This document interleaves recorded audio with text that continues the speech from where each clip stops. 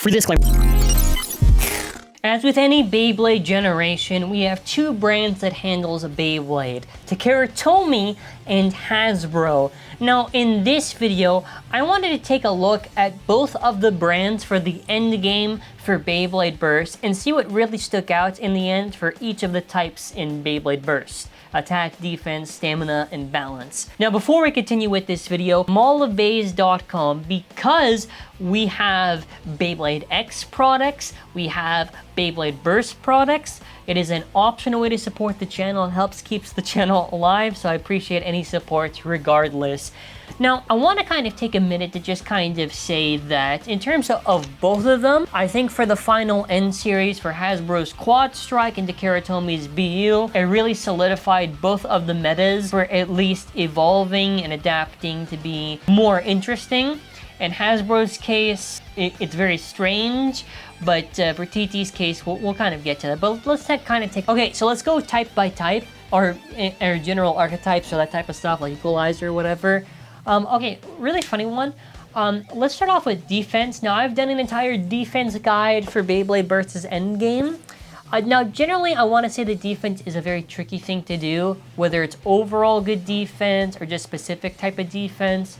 I think a lot of the defense for Endgame for Beyblade Burst for Takara Tomy's side is more on the idea of equalizers, and the reason why is because you can't really have it where it's same spin, like right versus right, left versus left.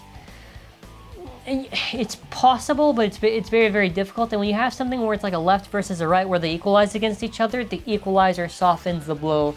So even a lot of the combos in that video is mostly just bays that equalize. But a very prominent one, for an example, could be something like the Burst Spriggan combination on Moment Dash, where this combo basically utilizes Moment's gimmick to basically equalize, you know, use the gimmick, hold well, have decent stamina, and do decently well to outspin general attackers.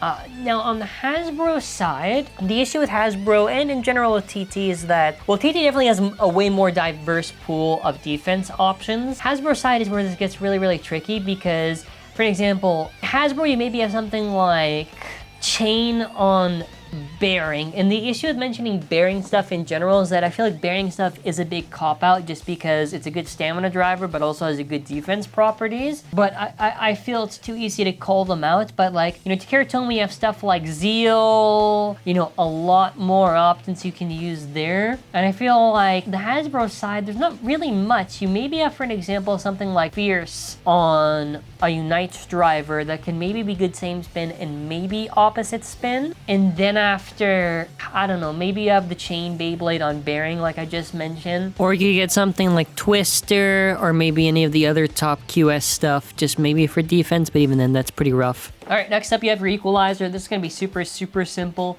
For the Hasbro side, you have Spryzen Requiem. This is a Beyblade that can spin both to the left and to the right. You have this basically on a bearing combination. Now it would make sense to mention bearing, where you essentially just equalize against left and right stuff and have decent same spin stamina even, but really, you know, just preferred as an equalizer. It is funny to also mention this too, but the end game for Hasbro is really funny. As I've already mentioned, Hasbro does not really have that much of a diverse pool of parts to really choose from in a Hasbro only competitive meta. So stuff like bearing doesn't really get overall outclassed because nothing really surpassed it, which I find very hilarious. But on the TT side, you have something, for an example, like World Spriggan, and more specifically the Ring Cold World, because you basically slap that on a combination of Drift, and World can be used on left and right bays, and it just equalizes against stuff. So it's very funny how both of the Spriggan lines ended up being useful in one way or another. Even if I'm not too crazy on the general idea of equalizers just because it's boring to watch, you know, it's still pretty valid as a gameplay aspect and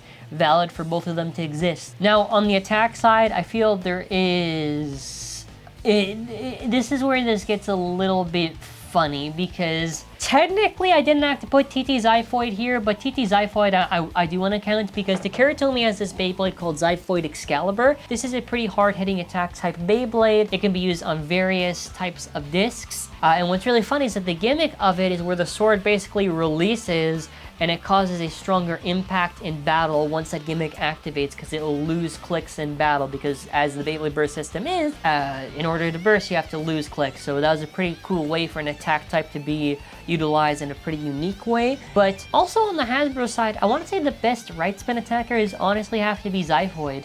And the reason why I say this is because, well, attackers in burst get very tricky because a lot of the endgame stuff, specifically for a lot of quad drive and quad strike stuff, you need a release called Glory Ragnar because it has a thing called G13. Now, a lot of the Hasbro Beyblades, to give you a TLDR, have been butchered and murdered from their original gimmicks. And because of that reason, essentially, you have to have G13 in order to not only give it good burst resistance, but also just to generally improve it for weight and that attack stuff. Even though it doesn't technically have the same gimmick, I find it funny that both of them kind of coexist one way or another, and it's kind of a fun way to kind of contrast for these Beyblades, which is why for this video, I don't know if I'll cover every single type in this.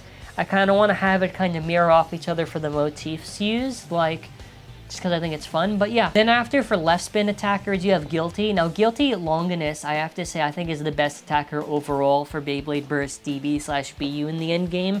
The reason why is that Guilty is a left spinning attack type Beyblade that is super, super heavy and has an aggressive shape, and enough said. It's just hard hitting and does the job pretty well. Where this gets really funny is that for the Hasbro side, because, you know, lefts and that type of stuff is very awkward, and the entire Lunar line kind of got screwed over. Only really Nightmare Lunar is like the overall best and most consistent, whether this is general burst resistance or general most consistent hard hitting. Nightmare, it's really funny how they fucked it up to where it's stuff literally from so many years prior that for the end game for it, that's what basically survived. But you know, again, you know, a Longinus and a Lunar, both of these are the same motif. It's very funny to see how they kind of age at the end. And the last one is right spin stamina stuff. Now this one is where this gets really, really funny because you basically have like wind on like illegal bearing drift. It's just like this circle with like a bearing driver that has good support on it with high stamina. It can do well in same and opposite spin, has pretty good defense, overall pretty consistent. And it's kind of funny how Hasbro contrasts with this a similar motif with the blade with like whirl on like overbearing. Even though some stuff doesn't age particularly well for Hasbro, and I don't want to go in so much detail to mention all the specific differences, it's just very funny to see how close they kind of were, but also how far apart they were at the end, because it was more or less a lot of the stuff have similar purposes and uses, and I thought it was really, really cool to do this. And I don't know, the last one, I could also throw this in there, but for an example, for like left spin stamina, you have something like Vanish from Vanish Fafnir. And I'm gonna be honest, left spin stuff for general stamina, I think it's funny because I think a lot of the late game for the left stuff, they don't really surpass Drain Fafnir, or if they somehow manage to burst Drain Fafnir, Arc Bahamut. So it's so funny to see how they kind of mirror off each other. But that's kind of it, just talking about the general endgame stuff. What is your thoughts in the comments? Kind of, what did you think of the Hasbro endgame? What did you think of the Takara Tomy endgame? And yeah, just let me know. And keep in mind, I'm more referring to the mainline bays for Hasbro. I'm gonna just throw this in there at the end because I don't want some smart ass commenting, well, Hasbro has Pro Series, and those are Takara Tomy Beyblades, but that counts for Hasbro? Okay, listen, we're talking about like the main bays that they've kind of done, they've kind of developed. But I want to say shout out to my boy Keo for all of the actual help in this. God bless their soul. And yeah, this was just a fun video just to kind of discuss. I think really the defense one, you didn't really have that much of an equivalent with each other. Like, if I said Chain and, well, Chain, I kind of did basically. I said Chain TT did not really age that well, but Hasbro one was kind of weird, so it kind of worked, whatever. But yeah, I'm kind of hoping also as we end off and as you see these giant end screens appear, I'm so wondering, you know, what's Hasbro going to do for Beyblade X? Will it be more or less similar? Will he have similar end games? Because, you know, Burst is the only one they really heavily deviated so much from. I still worry for X. I hope it's done well. It's Hasbro though, so any faith in them is kind of pointless. But I want to say thank you all for watching. Have a fantastic day, and that'll be it for now. Bye.